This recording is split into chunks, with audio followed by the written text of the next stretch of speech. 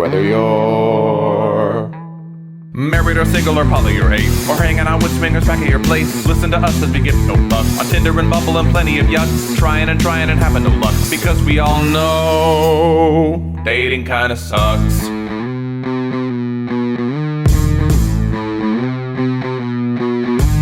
Sarah and Adam are two of a kind. He says stupid shit and she doesn't mind. They're not doing this show to make any buck. Life as a chicken whose feathers he plucks. Why does it work? Well, here is the crux. They both know dating kinda sucks.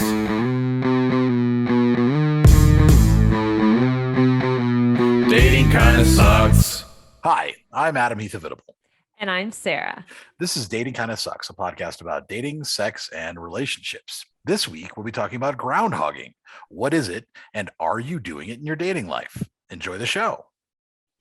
And hey, YouTube, thanks so much for watching. Be sure to like this video and subscribe to our channel so you stay updated with all of our future videos, whether we take 1 week off, a month off, or are on schedule. Right. And if you're on YouTube wondering where our videos have been, we've actually had episodes up that have been audio only. So you might want to move from YouTube to Spotify, Apple Podcasts, Stitcher, Spreaker, one of those, and check us out there.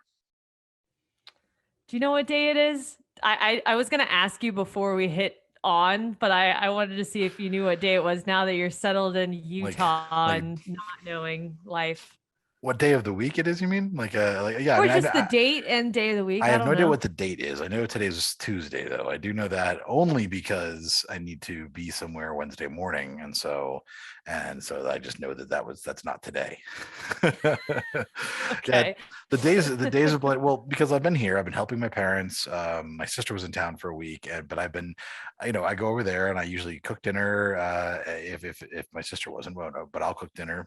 We'll sit down for dinner at like 5 o'clock, which is way too early. But like for my parents, all that every day blends together. So I have no idea. Well, they have no idea what day it is. It's all just basically, it's a day retirement. Basically retirement life, essentially. So no, I have not been paying too much attention to the days, except when I know that I'll talk to you because it's a weekday versus the weekends where you tend to be a little bit less available unless you're bored.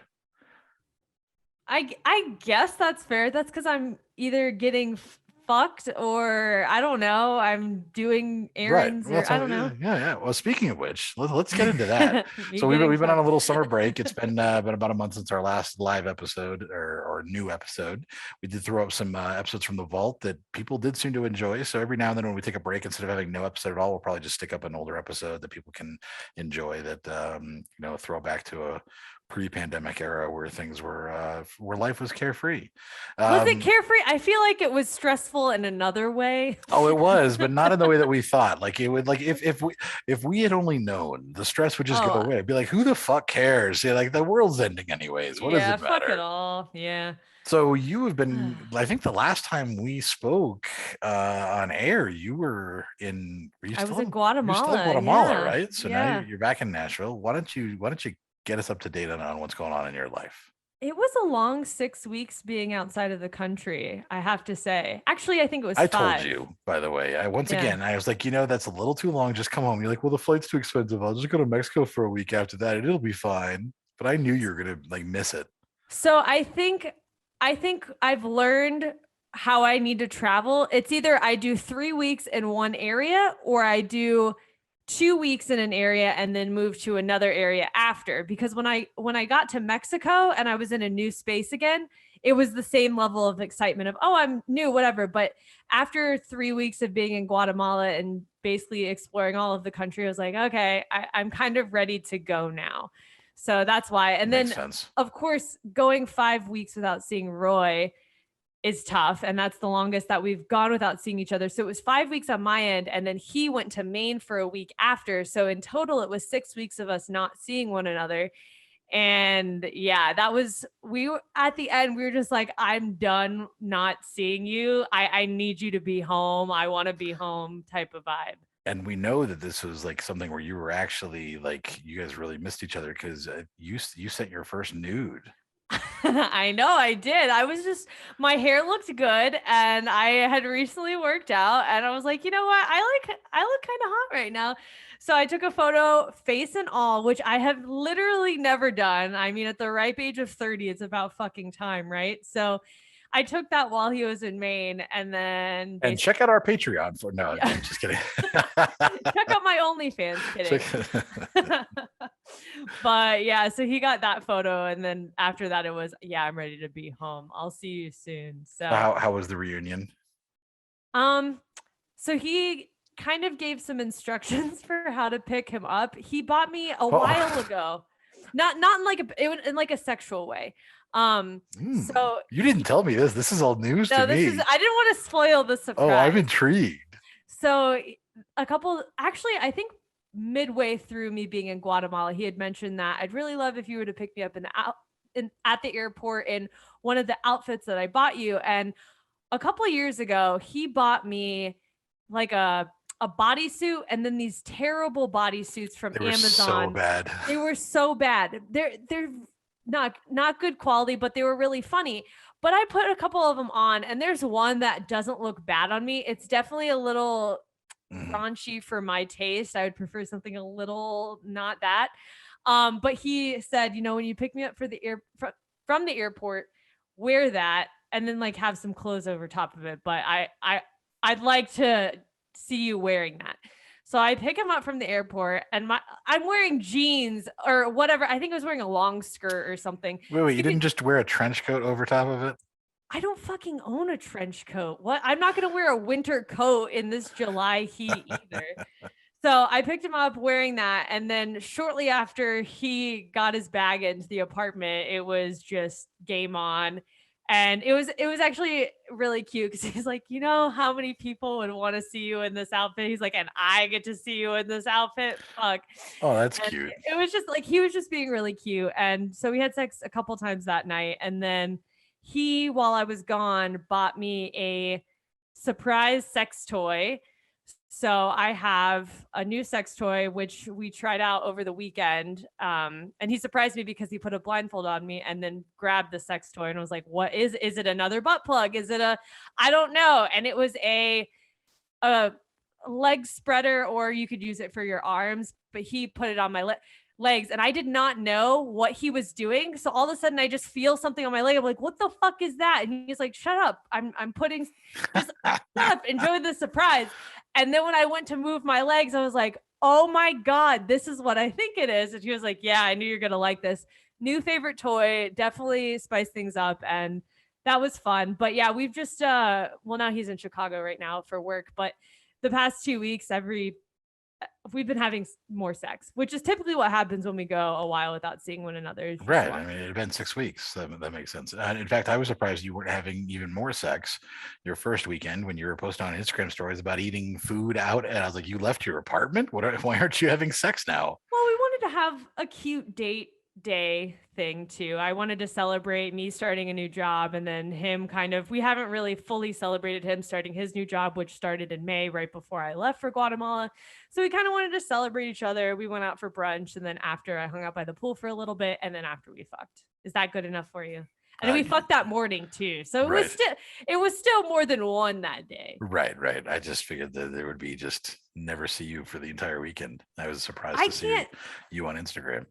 I can't do all day just constantly fucking. This is just me. I need to feel somewhat productive in my day, doing something else for an hour or two and then going back to it of whatever. I mean, that makes sense. I was talking to somebody and we were kind of sharing some dirty concepts if we got together. And she was like, we'll just order food. Like, can I just ride you while I eat a sub? And I was like, yes, you can. I'm totally down for that. Like, that would be great. Whatever. I don't care. That wouldn't mess up your flow or... I think it would be funny. Okay, but like... Do you think you could come? Do you think you could come? I guess it depends how much mayonnaise is on the sandwich. Like, like that would really be my sexual attention might just increase depending on the sandwich. Yes. Oh yeah. A little bit right there. Oh, you got mayonnaise on your lips. That was another, oh my God, that was another thing that was a first for me. I let Roy come on my face. I've never had anyone come on my face before. It's funny that you said the tone of voice that you say this in is in such a sweet, like it's a first for me. Like it's the first time that I've ever petted a puppy, but it's like, it's a first for me. It's the first time that anybody's ever come on my face. And it's, I petted a puppy. I mean, that was the same tone of like a child talking about, not a child, of someone talking about petting a puppy. I don't want to dissociate children with this, but yeah, it's like, it really was the cutest thing. Well, that's adorable. Well, that was something he's always wanted. And Right. since we really started having sex in our relationship, that was something he had talked about. And I was, no, hard, no, not a hard no, but just a not interested. And then that was one of the things we had talked about while I was away is how could we spice it up? And then he brought that up of, that'd be something I'm really interested in. So I think the first time we had sex when I got home, that happened. And then I was like, okay. Okay. Cool. It's like, it's one of those things that I feel like men get this idea from porn that this is what they're supposed to do. That's why they want to do it. Because like to me, obviously when you come, you want to be able to come like inside somebody like while you're having sex, because that's well, no, it's more fun to come like and keep having sex. You know what I mean? Like while you're having sex during intercourse, to continue coming as you come and keep going until you're basically can't, you're too sensitive to do anything. Like that's probably the most fun coming is, and so this is only like when you decide to pull out and let me try this. But it feels like it's one of those things that we've just learned from porn as a thing, that like who had that as the first idea? Like where did all of a sudden that come from as a concept? I've always wondered that. But yeah, I don't know. yeah, I mean, I've done it, and it's like, yeah, okay, like it was kind of, and then I was like, and then I felt bad as soon as I did it, even though I was. No, he did not feel bad. He was like, "You good? You good?" It was kind of in my eyelash. Right, it always gets in the eye. Yeah, it's just... yeah, and I was like, "It's fine. I can see you. It's all good." And then I went to take a shower, and then we fooled around in the shower, and then had sex again, and yeah. But yeah, I think I've done it a couple of times, but I remember it was one of those things where, especially because you never expect it in the eye, like you're not aiming on the eye, you're aiming on the face, but then there's always one that just goes and just like squirts right. It's like, that's what it is, right? It just comes out of nowhere. But I always feel bad. I'm like, oh, let me go get you a washcloth, and I'll go get a warm washcloth and come back to try to clean it off, because like then I'm like, why did I want to do that? Like what was going through my brain? But okay, it's done. But I think it was a change in our normal. So yeah. I'm not it might mad. be good for your skin regimen now too, Shut up. But no, it was fine. Now that I've had it happen once, I'm not against it. It's one of those of it would need to be not when I have face stuff on, because that's part of the issue is I'll put my retinols and my moisturizers and stuff on, and then we'll go to have sex, and nope, not on this face. No. It's so sexy when you've got your mud mask and you've got your retainer in. You're like, okay, let's go have sex now. I had a frowny on the other night, and we ended up having sex. It's like, yes, the frowny gets some action. Oh, that's great.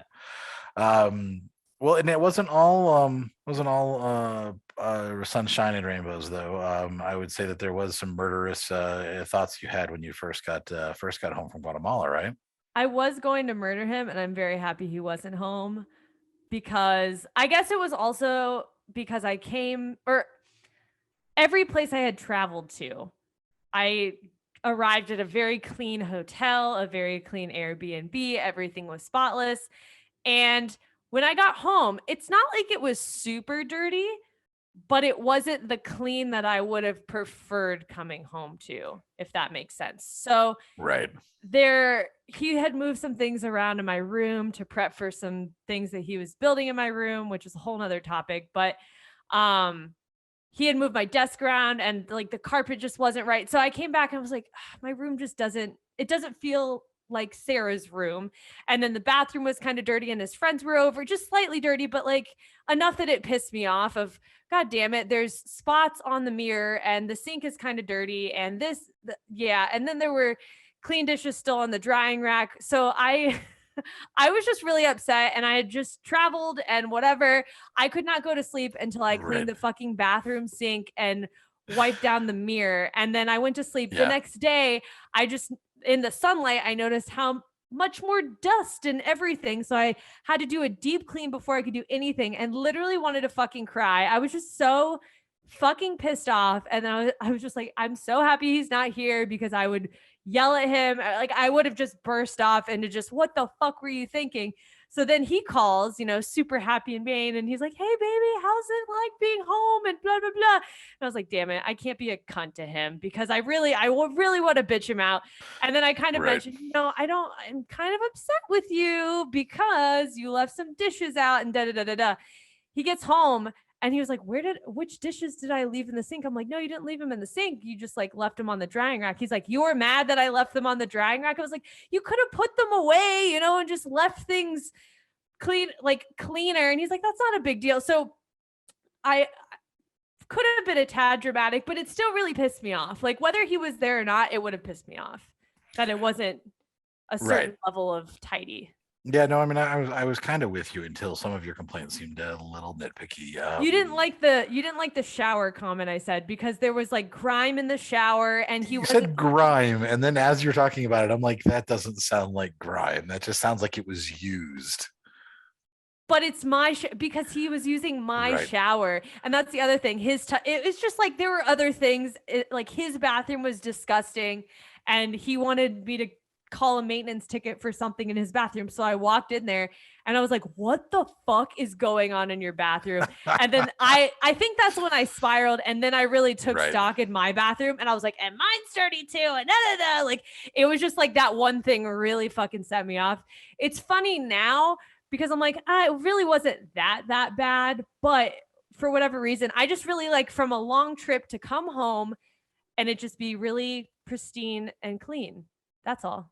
Yeah, no, I mean, I can understand that, and I can appreciate that. And I always whenever I would go on vacation or go anywhere, I'd always clean before I left. So when I came back, it was the way that because I didn't want to come back to a mess, because it's just chaotic at that point.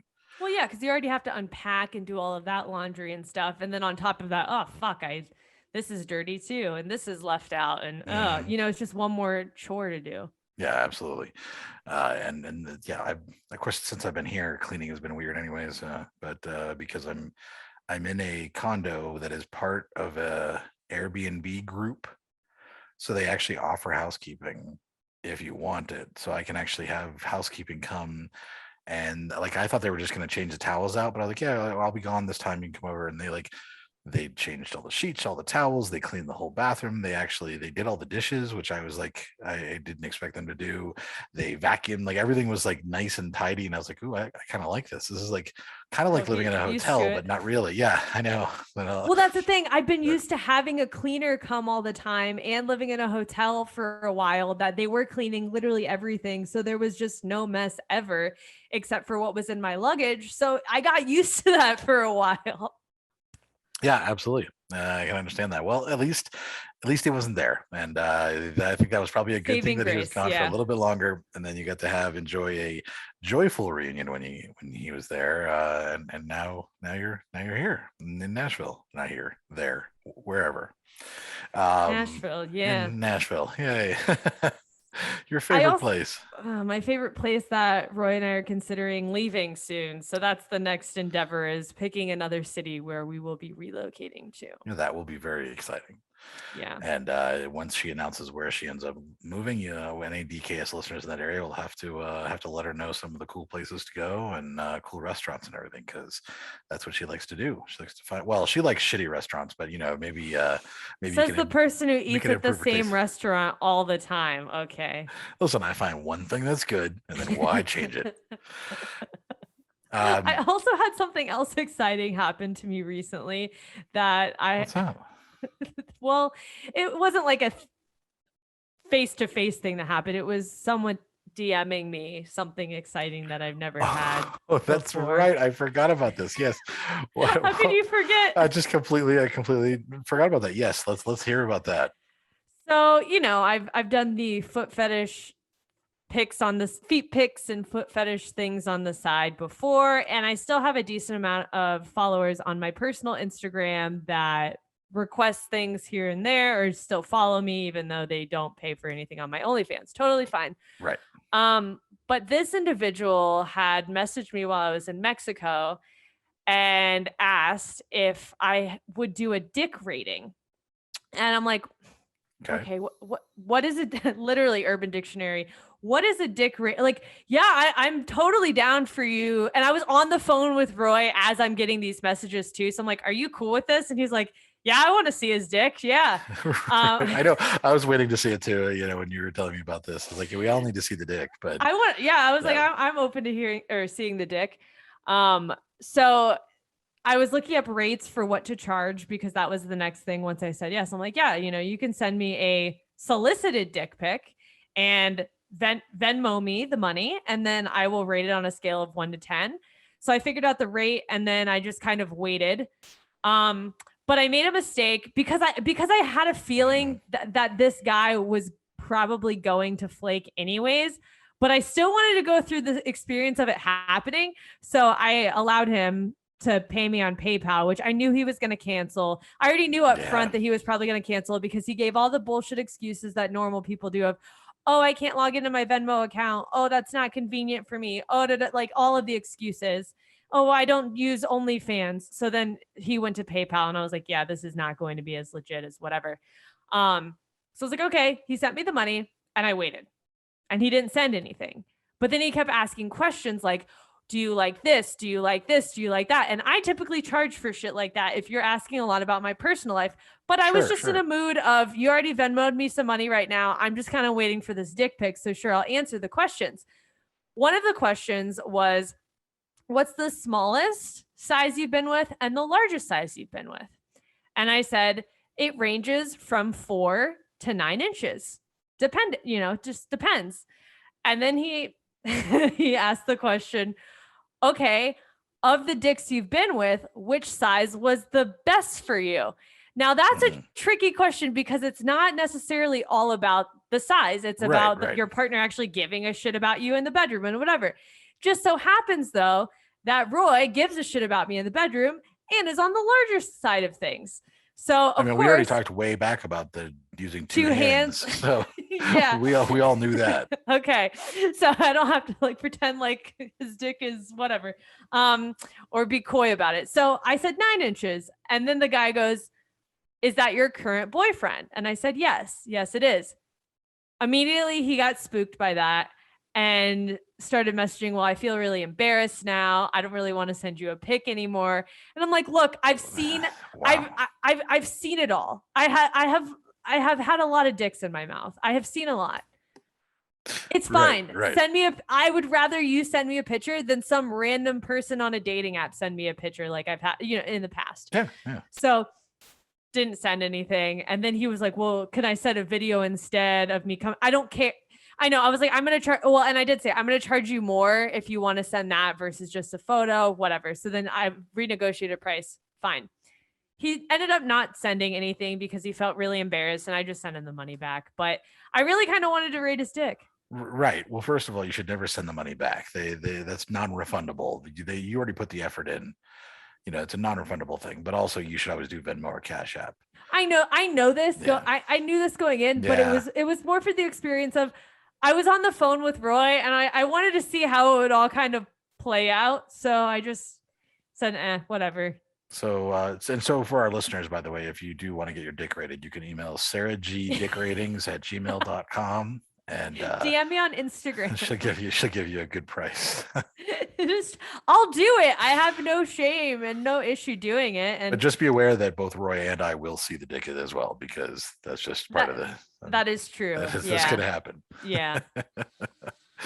Wait, first time dick rating and it didn't work out. What a disappointment, though. It's fine. I've seen it. Now, when you rate, is it like on a scale of 1 to 10, or is it like a movie where you're like, this one's going to be rated R for violence and smoking? No, 1 to 10. Well, then I was reading people on, I think it was Quora. One of those questions. Quora. I think it was Quora. I don't know. I could be wrong. Oh but someone was saying that they typically rate it a 6 or a 5, 6, or 7. That's their scale. They rarely give out 9s or 10s. Sure. So I was like, well, I mean, okay. That's just when it's like a beautiful dick. Like you're like, oh, that is just a glorious dick. That's a pretty penis. That's when you have to give it a 9 or a 10, I think. It's very rare. I'm sure. Yeah. Well, I'm sure. Absolutely. Well, that's all the fun I have. why don't we take a quick break, and when we come back, we have a brand new segment that all of the people are talking about, and by all of the people, I mean Sarah and I. Woohoo! So, Sarah, you have been traveling all around the world over the last few years. You have been everywhere from Colombia to Mexico to Guatemala to you went to Thailand to, of course, across the United States. You've driven across the United States. You've been in South Dakota. You've been in Washington State. You've been in Arkansas. You were from Florida. You live in Nashville now. You have Boston, all over the place. So we have decided we're going to launch a new segment that is basically takes advantage of all of your travel bug, that allows people to maybe learn a little bit about different areas, and if it might be a good place to go with a date, or your partner, your spouse, your girlfriend, boyfriend, or like whatever, like if it's just like a place to go, maybe what to see, maybe some highlights that they can look at that won't necessarily be in the tourism books, that is just something that you've witnessed on your own or experienced on your own that you would like to share. And so we created this new segment, and it's called, without further ado. I know. I'm like, how are you teeing this up, bro? I know. No, listen, we're talking this shit up. This is going to be a new segment we're going to hear. What to see with Sarah G. What to see with Sarah G. Yeah, and I think it's really important that you don't have to live very close to these areas. We're kicking it off with a US based location this first go around, but this could be something where you're thinking about, you want to travel with your significant other to this place, or go solo, or go on a date if it's close by to this specific area. It's not exclusive to people in relationships. It's for anyone looking to travel and kind of experience a new spot. So since we have a strong following in the Orlando, Florida area, it only made sense to start out in a Florida location. So this week, let's get familiar with Saint Augustine, Florida. If you haven't heard of Saint Augustine, Florida, it's about an hour and a half drive northeast-ish of the Orlando, Florida area, and it claims to be the oldest city in the United States, where it was founded in 1565 by Spanish explorers. Known for its Spanish architecture and close proximity to the beach, St. Augustine is perfect if you want to walk around the town for the day or visit one of the many beaches about a 15-minute drive outside of the city center. Now, if you're wanting to drink, here are a few places that I highly recommend you try out. The Ice Plant is a farm-to-table restaurant open for lunch and dinner, and the original Ice Plant building dates back to 1927. This restaurant is complete with the original bridge crane that was used to pick up huge blocks of ice that then had to be broken down and sold to local customers, and shrimp boats. It's a fun place to grab a craft cocktail and enjoy some history, and the inside's pretty cool. Next door, be sure to visit the Saint Augustine Distillery. They offer free tours and tastings 7 days a week. And it's a fun place to learn about how the Ice Plant was formed, since it's right next to the Ice Plant restaurant, and you can learn how to make a few of their signature cocktails. So far, I'll tell you what, have you been there? Impressed. No, like I've been to St. Augustine many times, and I have never been to either of those places, and they both sound like places I would have loved to go to. So I'm surprised. So that, like, okay, this is great. Yeah, I really love the Ice Plant, and I just kind of stumbled on that when I went to the distillery, and I was like, yeah, we're kind of hungry, let's go here. And since they're right next door, it's kind of off the main area of where all the tourists hang, but it's a cool spot. If you have a car and you're driving around, it's a great spot to check out. And not far from the distillery is the San Sebastian Winery. That one is one of my favorites. It's an award-winning Florida winery with beautiful views from the rooftop bar. And like the distillery, they also offer free tours. But this one is a self-guided tasting tour. I feel like they have like 12 to 14 stations, and you just kind of go through the inside of the place, and there's just someone standing there going, here's another one. So that's great. And then after you finish, you can head to the rooftop bar. They typically have live music playing, and then you can try out one of the favorites that you had on the tasting tour. Personally, I love the Vintner's White and the Vintner's Red, which they do sell in stores too, and I always pick up a bottle when I'm back in Florida. So check that place out. That's your next spot, Adam. If I like wine, that's the problem. Is just because I don't like wine. But I did go with, when Amy and I went to Napa, the self-guided tasting tours. I remember she got pretty toasty on those, because we just walk around and just drink as much as you want, basically, while you're walking around. Like, they had the little spit to like make sure you don't drink over whatever. But I just remember the lady going, oh, it's one of the last ones of the stop. Here's a little bit more. It's fine, whatever. So Right. yeah. Now, if you're in the mood to see some more sights, definitely check out Flagler College. It's the private liberal arts college in town that was once the historic Hotel Ponce de Leon. The college is named after Henry Morrison Flagler, who was a railroad pioneer and entrepreneur who built the hotel in 1888. And fun fact, I went there during my freshman year of college. I was going to say, I thought you went there. Okay. Yeah. Everyone calls it like the Harry Potter Hogwarts school. It's a really beautiful campus. And the main girls' dorm rooms are where the hotel used to be. Unfortunately, they still have separate guy and girl dorms, which is like the Catholic Church kind of runs the college campus. What do you know? But anyways, it has a beautiful entryway and lobby. It's cool. You can just walk around there and check it out. A couple blocks down, you'll find the Castillo de San Marcos Fort. Hold on. Can we just stop for a second? You've been to Mexico how many times, in Guatemala, and you've practiced Spanish, and what did you just call it? The Castillo. I'm not going to say it with the accent. Castillo de San Marcos. Castillo. I've never said castle in Spanish before. Yeah, it's just Castillo. Just double L is always a E sound. Castillo. Whatever. Had to stop me there. Okay.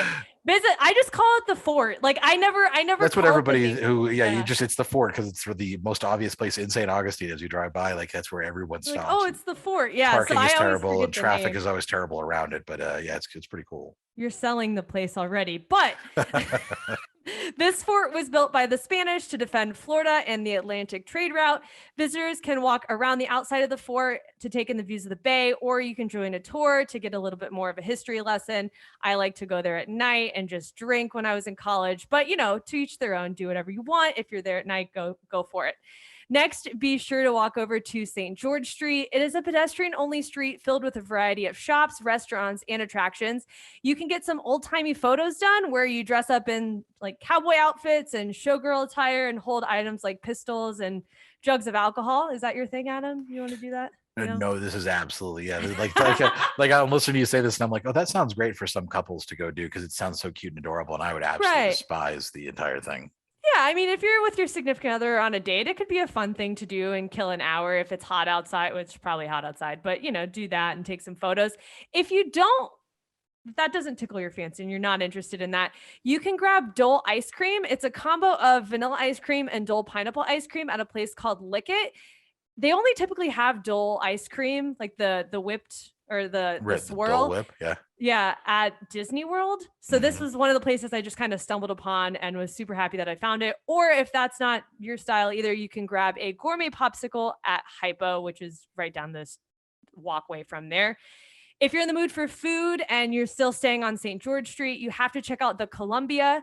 Order a pitcher of sangria and their specialty 1905 salad, and then eat all the complimentary bread and butter that comes with it. You'll thank me later. That's like my staple when I go there.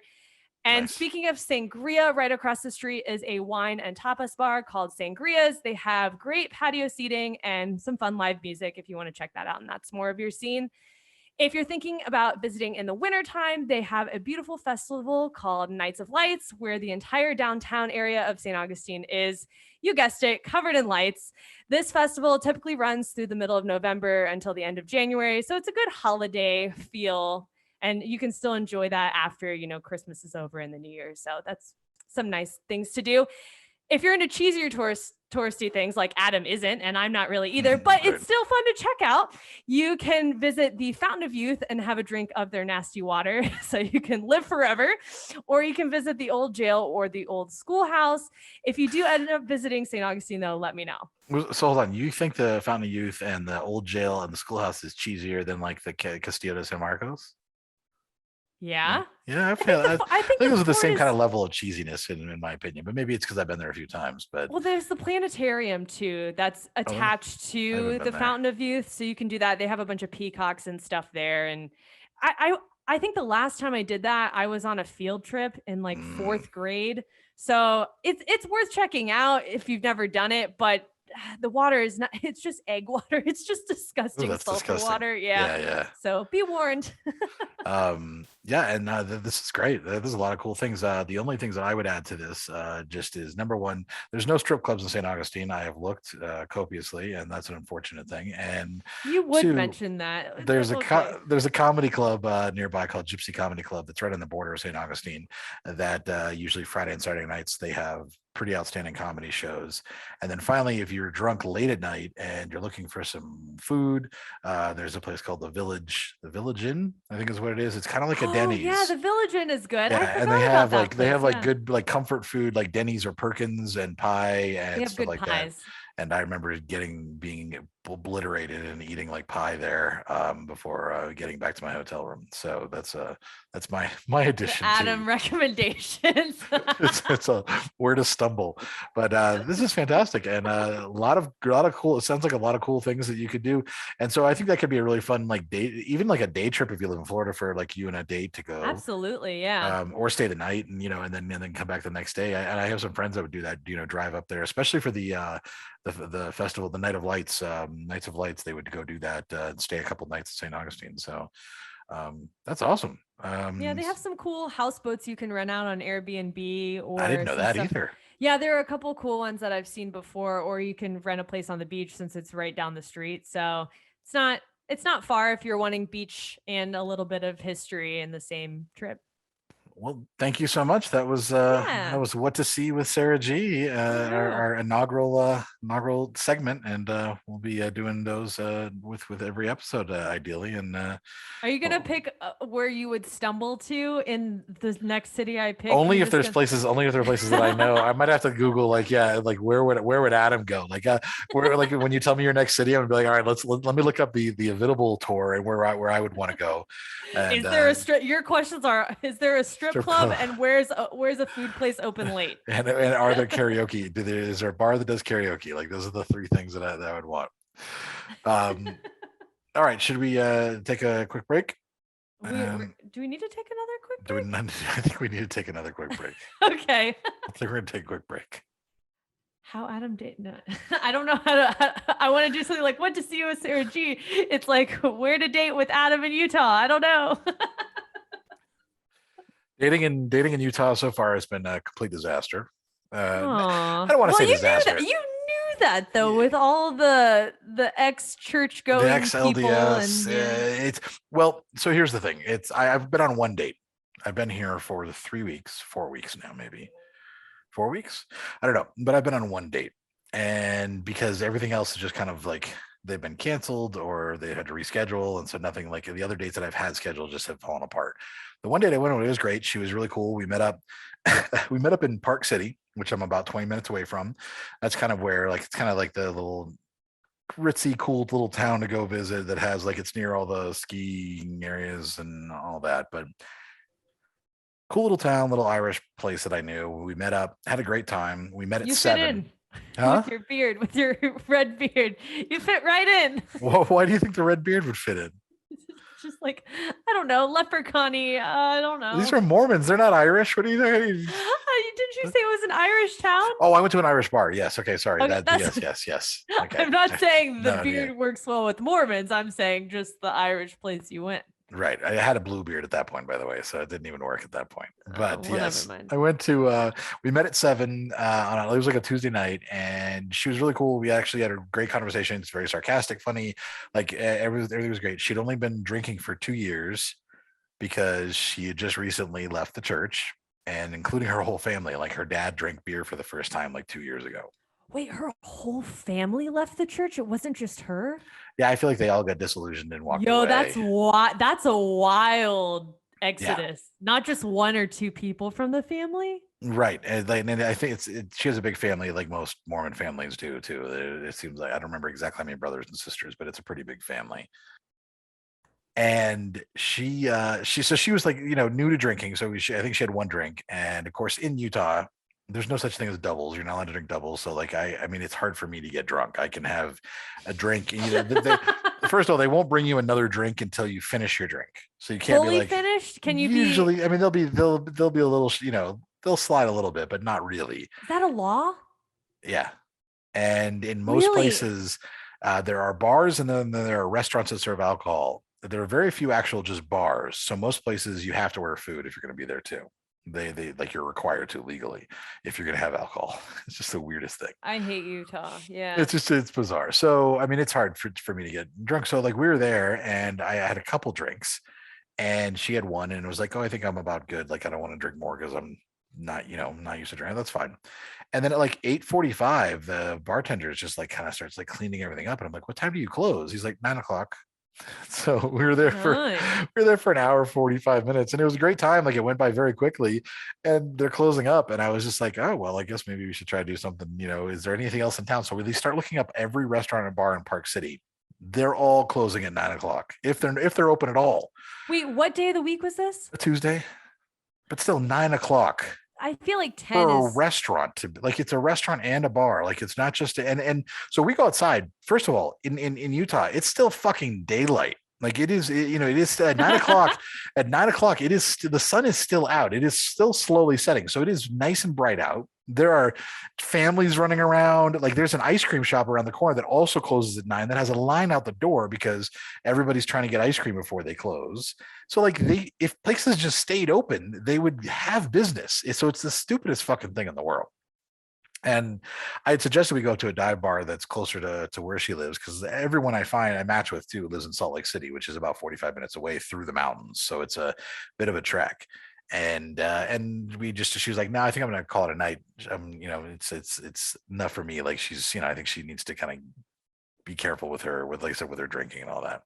And she by the way, she was like, I think she's like 6'2". 6'2". Yeah, and she was talking you about did not mention that. She was talking about her brothers and her dad and everything, and her dad's like taller than she is. So like I just imagine this just like small family of giants, just like who are all Mormons that are no longer Mormons. And she's like just like slowly getting drunk, but also eventually their size is gonna like be like allow them to drink as much as they want. I feel like once they get used to it. But yeah, she was quite tall, which I knew. It doesn't bother me, but yeah. So it was a fun date, and then we were like, okay, we should do something some of the night. But then she was about to go actually to Nashville she's been traveling around and like kind of partying, and this is kind of leads me to what I've discovered now, is that so many people that I've matched with feel like they've just either recently left the church or in the last couple of years. And they are kind of like doing the equivalent of like when I got divorced and I went through kind of like a trampage, except with partying, not sex, where they're just like doing like it's amazing. And people are like, oh yeah, I was doing shrooms this weekend, or oh, I'm sorry, I got too fucked up all weekend, and then I got too hungover, I can't make whatever our plans were, or like it's just, or one was just like, yeah, I'll just skip work someday and I'll just come over and we can just drink by the pool. It's just like it feels like they party fucking hard because they've never done it in their life, so they're trying to make up for all these years of being Mormon.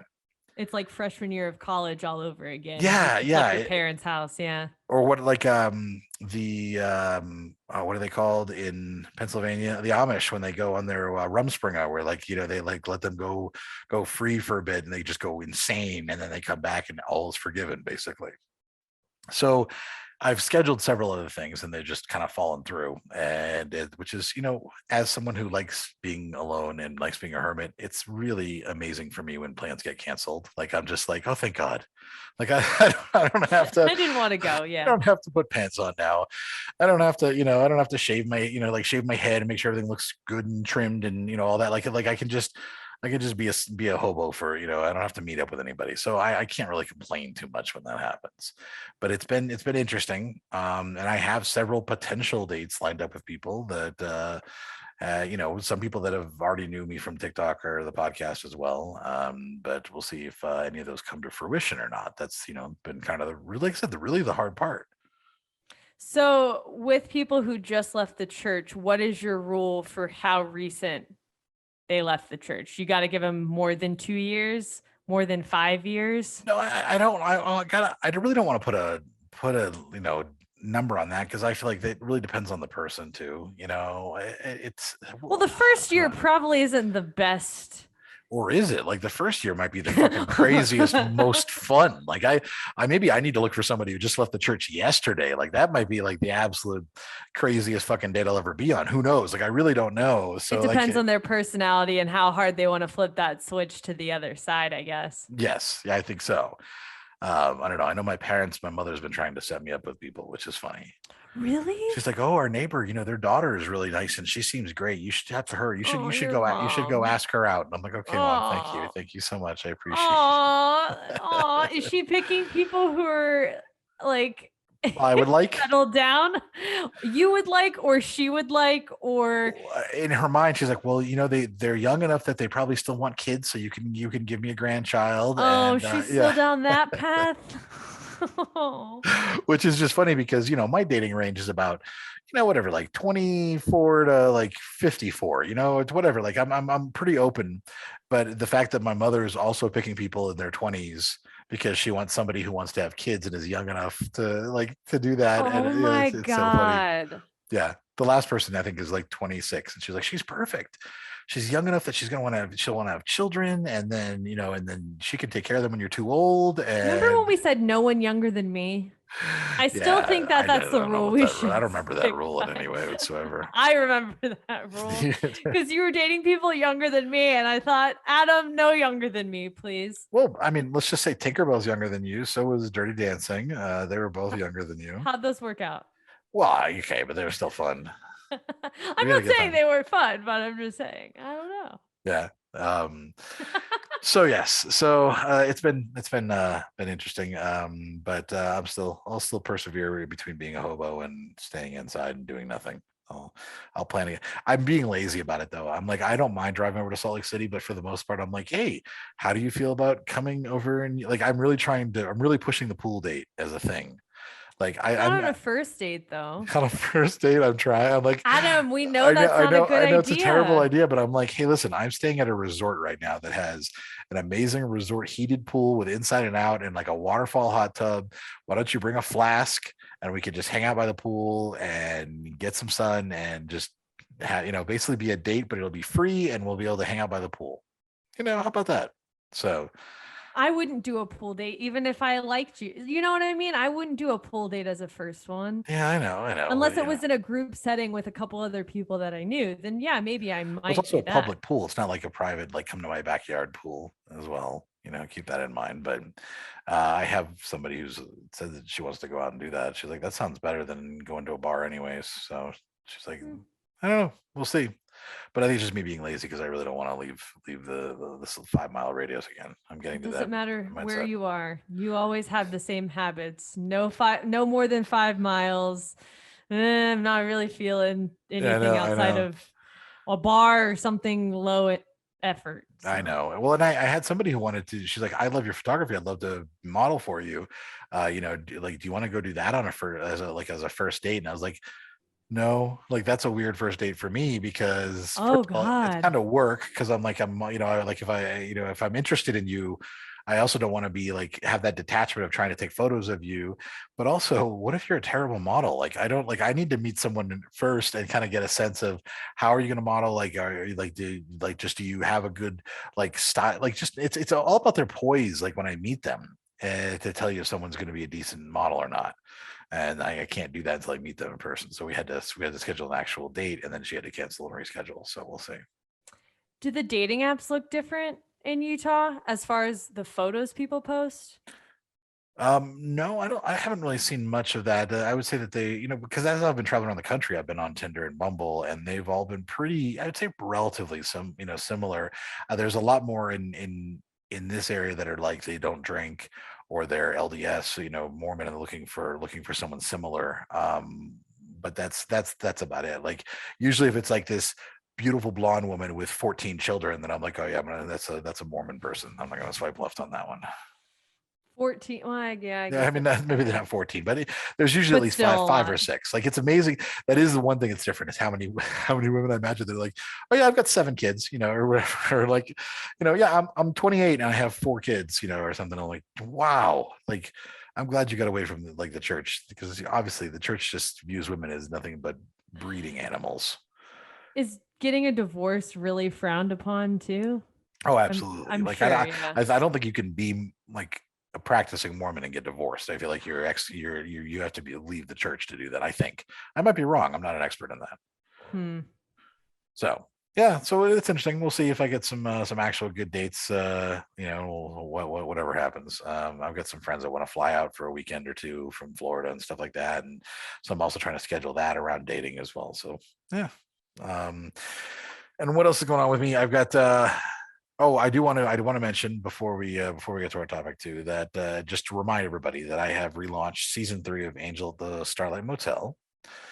And if those of you who are brand new to the podcast don't know what Angel is, it's a podcast. It's about a adult dancer that I want. Interesting. I was going to say an interesting story written by an interesting man. Yeah, basically, it centers around this woman, Mandy Mae Jackson, who I went on a date with one time. She was a dancer, and she was a full service sex worker, and she ended up going to prison with her boyfriend for 2 life sentences for murder of her boss. He was found dead after jumping from his 5th floor balcony, and then they found out that she was in there, and they think that she robbed him with her boyfriend, blah, blah, blah. So it became this whole thing. She got convicted of 2 life sentences. Then there was this creepy ass dude who was obsessed with her and was hiring her when she was a prostitute in Miami, underage, and is obsessed with her and wrote this entire book because he thinks she was framed. And so I read the book that he wrote, which is insane. Sarah can attest to this. She's listened to a lot of the episodes. Oh, this man. And so I read also, he's like in love with her, but he shits on her every. Oh yeah. He loves her and absolutely fucking hates her. So he basically wrote this whole book, and I read his book chapter by chapter, like I do an audio reading. I put in my radio voice, and I read the book with depth and with with gravitas, and then we do commentary on it. And this new season, Mandy's sister has actually joined me as my commentator. So we have a lot of really cool insight from her, and it's been a really good. So season 3 just started. So if you haven't caught up, it's time to go catch up on all of Angel. Just check it out anywhere, Angel at the Starlight Motel, and I think that people will really seem to enjoy it. I know I do. And I know I haven't started season 3, but that's on my list of things because I don't drive anymore. I'm not thinking, I need to catch up on this. I always caught up during long road trips. I remember now you would call me like in the middle of it. Like you'd be like, what the fuck just happened? It was crazy. Yeah. You're like, where are you? I'm at a truck stop and I don't know. I want to do a quick shout out to some of our listeners. By the way, we were on the charts in the Philippines and Estonia, Romania, Cyprus, and Kenya, which is a really diverse group of places. Can I say that? So I want to say thank you to all of our listeners in the Philippines, Estonia, Romania, Cyprus, and Kenya who listened to enough episodes to put us at the high up on the charts of the Apple Podcast, which is fantastic. And then finally, I really want to encourage anybody who has any questions. We have one still saved that we're going to use probably next episode. That if you have any questions about dating, sex, relationships, anything like that, anything that you want to just ask about in any capacity, please call our hotline and leave a voicemail. We'd really love to get that type of input. It's always nice to hear new questions, and you can call that number at 407-519-0181. And so if you would just call that again, once again, 407-519-0181, leave a voicemail with your question, and we would love to put it on air and answer your question. And like you said, put on air. So anything you say could be used on air. So keep that in mind. Yeah. So with that, we'll take our last break and then get to the topic. More breaks. And then, we'll talk about groundhogging. But then we'll talk about groundhogging. We'll be right back. Adam, can we stop doing episodes with terms? I feel like we've done ghosting is obviously a term that everybody knows, but we've done a lot of terms in the past that at this point, I feel like you're just making some shit up. I wish I was, but I feel like the terminology keeps coming up, and these are new terms that I feel like would be worth talking about. Some of them, not all of them are, but this is a good vocab list to keep in mind. I mean, it's the ever evolving landscape of words, and it's important to maybe know the right words to use, because sometimes people will say ghosting when they don't mean ghosting, and it pisses me off. It's like when people say gaslighting just because someone told a lie. Or red flag when it's not a red flag. Yeah. God, I had that happen on TikTok recently where someone was like, no, it's a red flag, blah, blah, blah. I was like, no, that's your deal breaker. Very different. Like a red flag is an objective thing, so So I think that's why it is important to have the terminology. And groundhogging, it's a new one that neither of us had actually heard of. No, but I think we've been aware of the actions behind the term, but just not the term. Maybe. Let me make it clear too that groundhogging is, you don't always want to rely on Urban Dictionary. Groundhogging is not what Urban Dictionary says, because Urban Dictionary says that it's whenever feces slowly emerges from your anus after trying to hold it in for too long, similar to the head of a groundhog peeking out from its burrow. Why did you have to share that? Why? Because I didn't want somebody to like Google it and be like, this is what groundhog, why are they talking about poop? Because we're not talking about poop this time. We've talked about Sarah's poop enough. We don't need to talk about it again. But that's not fucking groundhogging. That's called prairie dogging. Or turtling. Like those are two phrases that's called. Why do you know those terms for poop related things? It's just that's a thing that like your prairie dogging means like you're about to poop. I know. It's popping out. It's just about to you gotta make it home quick because you're prairie dogging or turtling. Like I said, turtling is another one, but it's not groundhogging. So because groundhogs duck back in. But once you're prairie dog, it's out, I almost called you Roy just a second ago because that's some dumb shit he would say that I almost was like, Roy, what the fuck? But no, Adam, what the fuck? I feel like even though Roy was so quiet when we like hung out, like this is why he and I seem like we get along virtually, like because we both have very similar senses of humor. Just the fucked up sense of humor. Yes. So what is groundhogging? That's what it's not. Okay. If it's not when poop is sticking out of your butt, then what is groundhogging? It's a reference to Groundhog Day, the movie. Have you ever seen Groundhog Day? Yes, I have seen it. Look at me. I've seen that movie. Yes. That's amazing. Is it something recent you saw with Roy or something you actually saw as a child? You know what? Because my dad really liked Bill Murray and the Caddyshack stuff that I ended up seeing Groundhog Day as part of like the Bill Murray marathon movies. Well, good for your dad then. He's actually introduced you to some decent pop culture for once. Look at that. Yeah. So groundhogging is the idea that people tend to go to the same type of person over and over again while expecting different results. So they're drawn to people who fit like their ideal type.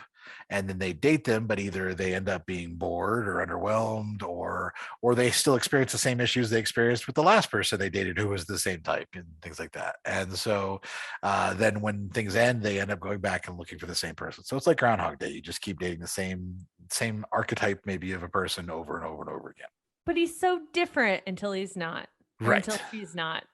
Yeah. That's just been that's my I think. Have you done this?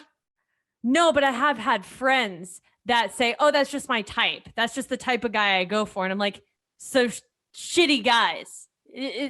Right. It's the same fucking scenario. He just looks different, but it's the same thing. The same. So you don't think you've ever done that in your older dating experiences? Like older dating experiences, no, because I wanted to date a lot of different types of people. So I did date different, I said after watching my friends, I said I would never date anyone in the military. What did I do? I dated someone in the military and I learned that experience first fucking hand. Right. Don't need to groundhog that one. And then I went the musician route, which I think back in high school, I didn't date really much in high school for obvious reasons. I was awkward and whatever, just was not ready for it. But I had a lot of crushes I was in marching band and I did color guard. So I was very attracted to the drumline boys and the percussion people. Right. So my one boyfriend was a drummer. And then I liked and had crushes on basically everyone on the drum line because the color guard and the drum line just were kind of outliers from the rest of the marching band. So I really liked the musician, like artsy guy, but I didn't really date a lot of them. And then it's interesting that you refer to the drummers, the drum line of a music, like a marching band, as being artistic. Well, they were also involved in theater and stuff. Okay, because that's not what I think of, when I think of that. But yeah, I guess right. Sense, yeah. But it was like they were musically inclined and did something in the performing arts realm was kind of where I fell. And then after high school, pretty much, I started dating lots of different types of guys. And then I went back to that once or twice, but they weren't exactly the same, like they weren't drummers or whatever, but they just had a creative background. Didn't go well either. But I think I've dated around enough to go, oh, this doesn't really matter, because I used to really try to keep it in. He has to have this. He has to have this. He has to have this. Maybe not specific interests, but has to have a job and this to check all the boxes. And then I realized, especially meeting Roy, like when I met Roy, he didn't have a job. He was still living at home with his parents. He like was in his 30s, and like he didn't check a lot of the boxes that I had for the younger version of myself, of a partner that I wanted. But I was like, look, I like him. He's nice. He's cool. Things are going to work out. He's going to get a job and and then look. Like, and look, it's the longest relationship you've ever had in your life. Things worked out. Yeah. So I definitely learned that firsthand, that I don't need to have a specific type or whatever. He just needs to respect me and respect me in the bedroom and want to fulfill those desires, and then be able to communicate. And there you go. And obviously have to be attracted to him. But I think it was a lot easier to fall for the groundhogging for my friends anyways, earlier in their 20s. Well, looking at me and the people that I've dated over the years that you've known me, do you think I do the same thing? You like redheads. Well, yes, but that's not I mean, that's a type thing, but I also don't only go for redheads. But if I see a redhead, I tend to make a lot of excuses for the rest of their behavior. That is yes, you that, do. I've seen that firsthand. Yeah. Have you? Yes, I have. You're like, oh, I met this girl on Tinder and she has red hair and da da da da da da da. And I'm like, wait, what? Also, we did not talk about, maybe this is another, your Tinder experience with I shouldn't say crazy, but oh no, this one was crazy. One girl, that you shared on our Instagram. Yeah, kind of sucks. Yeah. Yeah, who by the way had red hair. Yeah. Because I was like, Adam, why the fuck would you match with someone like that? And I said, wait, let me guess. She had red hair. Yeah. It was fake red, but it was red. Yeah. Yeah, that was insane. And if you missed that, you're gonna have to find it in their Facebook group. But I will just tell you that essentially someone told me that if I really wanted to date her, that I would order her cookies. And when I kind of laughed it off because I thought she was kidding, she was like, well, I'm not down for this. And so she got really pissy. So then I pretended to order cookies for myself and say, thanks for the reminder. And then she turned into like insane woman, like just insulting me and all of this shit. Like it was crazy. But all of the screenshots are in our Facebook group at facebook.com/groups/DKS podcast. You can find that post and read about her. But yes, she was Reddit. Okay. So outside of red hair though, right. I do think you want someone who kind of balances you out to a degree. You're more of the introverted extrovert. Yes. You like people who are a little loud with their personality, or a little bit more on the outgoing side of things. Not like extremely outgoing, but a little bit more outgoing than you. Typically a little younger. Preferably, not that you haven't done it in the past, but preferably not never been married, no kids, but you've dated people who are divorced and have kids too. Yeah. I feel like mine, what I tend to do is the types that I tend to look for that are a little bit maybe not as obvious or not as surface level are people who have strong personalities. I like people with strong personalities that have strong opinions about things, that are sarcastic and funny and things like that, which I think are good traits. But then at the same time, I tend to go for people who don't ever who've always had bad relationships, people who have basically been beaten down not necessarily physically, but like beaten down in the past. And so I kind of swoop in and rescue them. And bad. Right. And then I try to, because it makes me feel like I want them to know that they're worth something. And so then I spend a lot of effort and time helping them to see the value in who they are and how they deserve better, and they deserve a good, and so then I kind of really do a lot of just love and care and affection and things like that. And then once they kind of get to a point where they acknowledge that they actually do deserve to be loved and be cared for, then they want to kind of explore that without me, because I think a lot of times, and I said this on previous episodes, I think that the reason for that is because I saw them when they were kind of a different type of person. And now they've kind of realized that they deserve more, and they don't me being that person is hard because they don't like that I knew them when they were kind of maybe thought they deserved less. So it could be hard to see, to have someone in your life who saw both sides, do you think you still go for that though, knowing Yeah. that you can define that? Really? Yeah. Because I think once you can define, oh, I've really been limiting my options or groundhogging myself into this scenario, wouldn't you want to go, oh, I recognize it and I want to stop doing that? And I'm trying to get better about that. I really am, but I just have to. It's one of those things where I do this, and then like I let them go free to go, on their own, and yeah, and it does. It's happened many times, and I don't know. I really do try to change it. Like I try to be like, all right, how do I? Well, like when I'm looking on dating apps, things like that, I'm like, okay, well, this person's cool. Like we have good conversation, blah blah. But then I'll find the person where I can tell that they're like that they really are kind of down on ththemselves or whatever, and like immediately I'm like, okay, this person's amazing. Like it like gets elevated in my head, and I know it's not good. It's I have to keep working on that. I have to really try to pull that back a little bit. Is that Because why the relationship always ends though? Is because they're ready to kind of spread their wings and fly? That's like the common denominator. yeah, usually Huh. because I stay usually very close friends with them afterwards, and like basically a lot of times it's just that they needed to be there without me. They needed to kind of go off on their own now and like Hmm. and see that they deserve better, from someone else. And yeah, it's like it's interesting, and it's hard sometimes. I mean, a lot of times to have that happen. But at the same time, like I said, I still care for them, and I'm glad that they're happy and they found that. But it happened with, I mean, we already brought these two up, Tinkerbell and Dirty Dancing, both of them. I would say, the and other ones over the years, people that I've dated before we did the podcast. So that's my biggest issue, I would say. Hmm. I'm trying to think of my longest relationships. Like my first ex and Roy are only similar in the fact of I mean, they like video games, sure, fine, whatever. Men like video games, you like video games, but Yeah, they're more introverted where I'm more extroverted. And I realized after dating a bunch of other extroverts that I kind of like like a more of an introverted partner right, because it right. it balances me out more.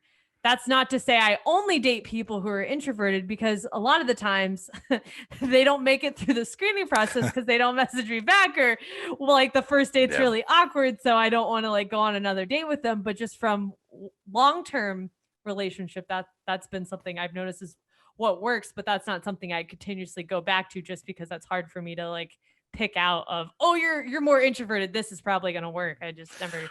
well, and I think that might be part of it. Is I'm very self-assured, I'm very confident. I don't need somebody else. I am perfectly capable of taking care of myself and making sure that I treat myself the way that I know I deserve to be treated.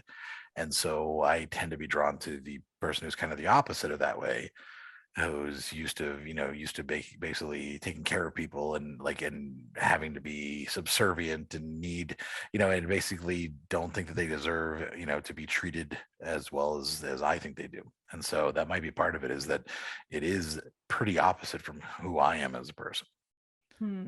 But you don't go through phases of, oh, like I think of when I moved to Nashville and I went through the phase of being new to a city and wanting to date everyone. I was in a phase of just any type of person or a lot of extroverted people because I'm in a new place and I want someone with a big personality. That was kind of the phase that I stuck myself down for a little bit. Even though I say I haven't groundhogged, I guess like in that Right. sense I did, where I was kind of going after like the more extroverted guy who wanted a girl around his arm, which makes me want to fucking vomit saying that out loud. But one of those fucking douchebag guys. Yeah.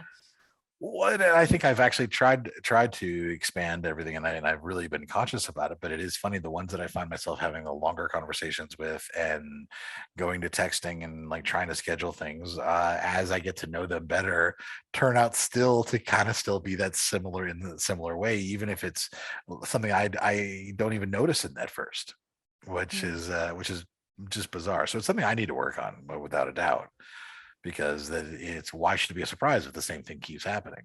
Yeah. It's literally, you know how it's going to end. Right, exactly. And like I know it's like, so with Tinkerbell, Katie, I don't know why I do her code name. Everybody already knew her as Katie. Like with her, it was one of those things where she said that basically she was not used to having someone who didn't need her. And she was so used to being needed because every man she'd ever dated before me was such just like a waste of space that she had to basically serve them hand and foot because, because they were not capable of taking care of themselves. And I didn't need her at all. That she was like, she didn't feel like she had value. And so that was, and then so now she found somebody who does treat her well, but also at the same time has the emotional maturity of a child. We know how you feel. Nice. We know yes, how you yes, feel. about mini me. But he's very nice, but he's also completely immature, and in most ways he's very useless. And so she actually has value to him in her mind. And I was like, but why would you want someone who needs you? The goal is to find somebody who wants to be with you, like, and who chooses that voluntarily. So not someone who's with you because they can't survive without you, because that's codependent. That's toxic as hell. Which people don't like to hear, but it is Yes. a harsh reality for a lot of people who are in relationships, where even thinking now that I've been in a relationship for a while, it would suck to have it end because I'm used to this lifestyle, but I could go back. I could go back to what I was before. It's the people who can't at all. Yeah. Wait, you don't think I could go back? No, I think you could. Yeah. I just don't know what I'm going to be doing about this. It'll be interesting as I continue dating while I'm here, and how long I stay here, and all that will make a difference too. But we shall see kind of what happens. But not speaking about us, how about for anyone else who's now listening to this and saying, I wonder if I groundhog, like, what do we, because like, are you, how do you figure it out? And so I want to talk about that for a little bit here as well. Well, we kind of talked about just looking at our own lives, looking at past relationships and asking, why did the relationship end? And what do all of these people have in common? Right. Yeah. What was the common denominator? List it out. Yeah. They were like this. They were like this. They were more extroverted, introverted, into these types of things, had this type of lifestyle. And if you start to see a pattern going, okay, of the patterns I recognize, which ones were toxic as fuck and actually will never work out because that's not what I'm looking for. Okay, I need to fucking stop doing that, Adam. Right. Well, and also I want to make it clear that it's like looking at your type and trying to expand your type doesn't mean you're settling for something less. That's now, true. Settling means like if you're looking at something like, oh, well, I guess I don't need someone who respects me. Yeah, that's when you're settling, like, but this I guess the best I can do around here, so, that's not what you're doing by changing your type. You're saying, let me try to shift things around a little bit and see if I find myself with healthier people or with healthier dynamics. That's not settling. That's actually improving things. So I want to make that very clear. I would hope too, as you're evaluating past relationships and then starting to date people and have conversations, that you do get some gut feelings of, they remind me a lot of this person, and not in a good way, because I know that that's not what I want anymore.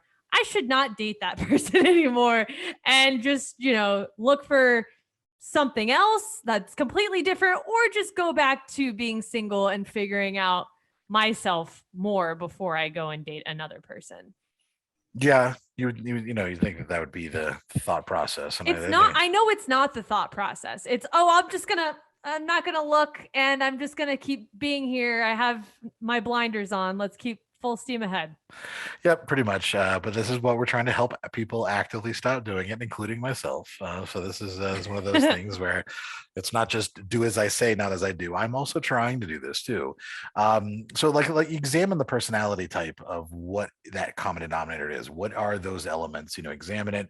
Why are you attracted to it? Like what is the reason? Is the reason because you had a high school crush that rejected you, and so you're always trying to pursue it? Is that what it is? Is it that you've just, like, what is the reason? Is it because you like how it makes you feel to rescue people, which is like maybe in my case, so you have to look at that and try to examine why. Is it a healthy reason that you're attracted to that personality type?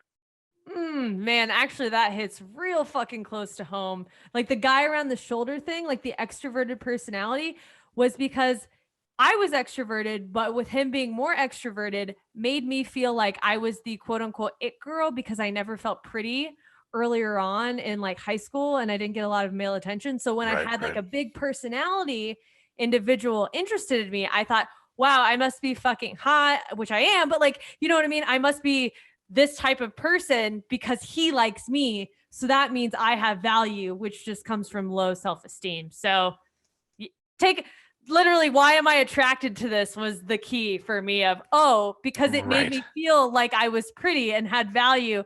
Oh, that's not good. That's really Yeah. not good. And that you can see why you don't want to, you want to try to focus on people who don't, bring that out in you. And so I think another thing you can do, you can really actively focus on expanding your horizons. Like if you're looking at someone, well, this is not my usual type, well, maybe try going on a date with them. You don't have to spend a lot of time. You just like go out and see if there's a connection that maybe you wouldn't have expected, because you're already trying to you're already shooting yourself in the foot by saying, oh, this person's not my type. Yeah. I mean, what do you have to lose? You're going to go, what are you going to do? Not go on a date with your new, someone outside of your type and it fail, or go on a date with someone that's more your type, you're groundhogging yourself and it fails. Right. You could have the opposite with the new type. You could have a really good experience. So why not? You might find that, oh, this person that I originally dismissed actually brings a lot that I didn't expect. Like we clicked in a way that I'm not used to, which can be a good thing, because maybe the way you're used to is the reason you keep falling for the same type of person over and over again. Also, this goes without saying, if you have friends who are not supportive of the person you're dating because they don't look like your normal type or don't act like your normal type, that's like a toxic brewing friendship area, because they're not supporting That's very true. Yeah. someone that's actually interested in you and wants to be in a healthier relationship with you. That's something to evaluate down the line too. Yeah, no, I agree with that. Yes, I mean, you could have types of friendships too. I mean, this doesn't just extend to relationships. You can have bad friends that you keep finding the same type of friend over and over again, and then the reason is that they're toxic and you think you need them. And then that breeds the relationship because your friends support those types of people, and then you can't really get out of that cycle. And then every time you do, you get shit on by those quote unquote supportive friends, and you're like, what the fuck? Just Right. cut them all off. Yes. Just get rid of all of that Cut shit. everybody out. I would say too that if you have to assess what is it that you're looking for in a relationship, and don't think about it as far as types. Think about it as far as behaviors. That you want someone who makes you feel safe. You want someone who makes you feel respected. You want someone who makes you feel heard. You want someone who makes you who makes you laugh. Like those types of elements are what you should look at, and then try to see who matches those, rather than having your type kind of pre-filled in. And a lot of types that we have sometimes are born out of these like internally systemic and inherently systemic like prejudices that we don't even think about. There's a lot of internalized biases that we don't think about sometimes, because we're just we focus on stereotypes and prejudices from the past, and from just being in a like I wouldn't date, like saying I'm not going to date someone who's bi, or I'm not Right. going to date someone who is or who's black. religion, or yeah.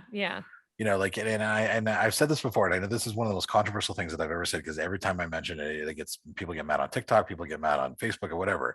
But like, if you say, for example, I'm a white person who will not date black people, that is systemic racism. I'm not saying you're racist. I'm saying that that's inherently built-in prejudice, because what you're saying is that you don't want to date people who have certain black stereotypes, because I can tell you haven't seen every black person in the entire world, so you don't know that you're not attracted to all black people. It's a completely irrational thought process, but it's built from systemic stereotypes. So it's something that you really need to unpack sometimes. So sometimes looking at your type and it's same thing, like if you want to date someone who's bi or pan, that is like, okay, why? Where is the phobia coming from? And it's usually based out of some type of irrational bias. And so unpacking that is very important, and trying to like break it down to the basic elements and realizing, oh, this has no basis in actual reality or rational thinking. Yeah. Oh, fuck. It is so true though, of I'm just afraid of what I'm not used to. So I'm going to say, oh, well, I'm not attracted to that. Right. I mean, I used to say that. I was like, yeah, I just don't find black women attractive. Wasn't my thing. And I say that, and it's funny because I have this distinct memory of going to summer camp when I was probably like 14 or 15. And there was a girl named Nicole who I was madly in love with, and we were holding hands by the end of camp. And I feel like we kissed a few times, and she was black, and it was like amazing. But then as an adult, somehow I'm like, yeah, I don't find, I don't find black women attractive. I'm like, where did that come from? That came from like just systemic prejudice. That's just like me be like completely prejudicial, especially fucking contradicting myself from when I was a teenager. And I was like, so obviously it has no basis in reality. And being able to not get defensive about it and be able to step back and say, oh shit, I need to work on that about myself. I need to be a better person. I need to really think about why I say and do these things can really help and make a difference. And that can maybe help you find a better type as well. Well, that's the thing too, is it's not always about whether black, white, trans, pan, whatever the case may be. It's the person that you're dating. Like, do you click with that person that you're on a date with? Do you like them for them? Like, a lot of that other shit doesn't fucking, what your friends think, what you used to date, whatever, it doesn't really matter. And right. Yeah. And like, if you ever thought to yourself, well, my friends are going to think that it's weird that I'm dating this person because they're not my usual type, that might end up being a good thing, And so you have to really kind of expand your horizons. If you find yourself in failed dating over and over and over again, and they all have the same common denominators, it's time to mix it up. Bro, Adam, can you believe I said I didn't groundhog when I said I used to my type was Asian men? Well, yeah, and I knew that, and I was just not like, I wasn't going to say anything about that part. I literally like forgot that like that was something I used to like. I was thinking about all the other men in Nashville I dated that like it did not even cross my mind that I guess for a period of time I was really like relationship wise only seriously dating Asian men. That didn't I didn't really think about that because I was just thinking about the past like 4 years or so where like a lot of it was you started to expand your horizons over the last few years. But yes, that was kind of your thing. I didn't like you looked at me weird and I didn't think anything of it because I was like, no, like I really didn't. Like I honestly did not think. And then you just when we started talking about just race and stuff, I was like, oh shit, never mind. Right. Although I'm gonna say that I don't think it was the Asian aspect of the type that was the problematic thing, that was still. Oh no, yeah, absolutely. Yeah. That was not the problematic thing at all. No, it was still their personality aspects and things like that that were toxic. Of course. So if you find yourself in the same circle of Groundhog Day over and over again, and then it's time to, maybe try to shift up your type. And that's the biggest takeaway, is that maybe it's time to really assess why.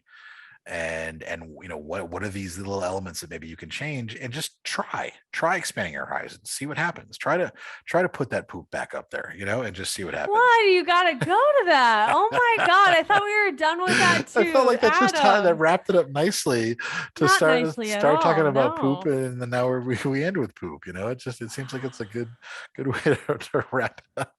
Well, if you don't think we are absolute shit, please give us a 5-star rating and review on iTunes. And don't forget to please let Adam know how terrible that joke was on our DKS hotline, which is 407-519-0181. And we'd love to have you join our Facebook group, which is facebook.com/groups/DKS podcast. You can follow us on Instagram at Dating Kinda Sucks. And of course, you can go see that nude of Sarah on Patreon at patreon.com/DKS podcast. It's a thing, but not a thing on our Patreon. For $5 a month, you're not getting to see a Sarah nude. I'm sorry. I'll put an Avitable nude up there. We'll do that for $5 a month, but not a Sarah one. I don't think anyone would want to join. I know we would lose patrons at that point. Yeah. But yeah. But you can join and support us. We'd love your support for $5 a month at patreon.com/DKS podcast. And with that. Wait, is that all you're going to say? You're not going to talk about any of the other things we I just blanked out after you started talking about nudes. So I said, I hope he's done because I'm done talking about that again. Also, follow us on our individual Instagrams. Why don't you follow us on our personal TikToks? Sarah's is simply Sarah G _. My TikTok is Adam Heath. We'd love to see you on there as well. And with that, thank you. Yes, please, with that, close us out. Yeah, we will be back in 2 weeks with a brand new episode. Until next time.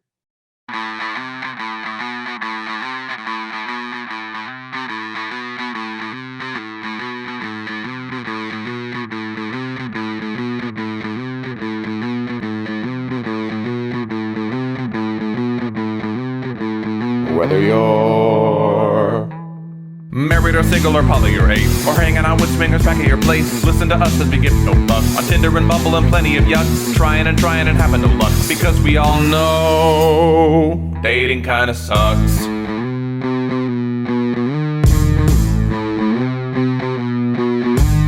Sarah and Adam are two of a kind. He says stupid shit and she doesn't mind. They're not doing this show to make any buck. Life as a chicken whose feathers they pluck. Why does it work? Well, here is the crux. They both know dating kinda sucks.